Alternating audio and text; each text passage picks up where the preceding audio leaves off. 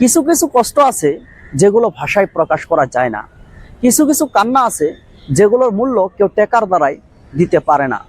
একজন মা 9 মাস ধরে নিজের শরীরের ভিতরে একটি প্রাণকে বহন করেন। প্রতিদিন স্বপ্ন দেখেন আমার সন্তান পৃথিবীতে আসবে, এবং প্রতিদিন মনে মনে তার ভবিষ্যৎ ঠিক করেন যে তাকে কি খাওয়াবেন, কি পরিধান করাবেন, কোথায় পড়াবেন, কেমন করে মানুষ করবেন।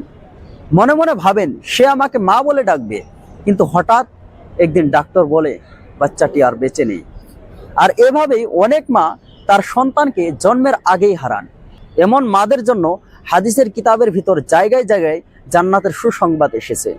রাসূলুল্লাহ সাল্লাল্লাহু তাআলা আলাইহি ওয়াসাল্লাম বলেছেন, সে সত্তার কসম যার হাতে আমার প্রাণ, গর্ভে নষ্ট হওয়া সন্তান তার মাকে নাড়ি ধরে টেনে জান্নাতে নিয়ে যাবে, যদি সে আল্লাহ তাআলার কাছে সওয়াবের আশায় ধৈর্য ধারণ করে।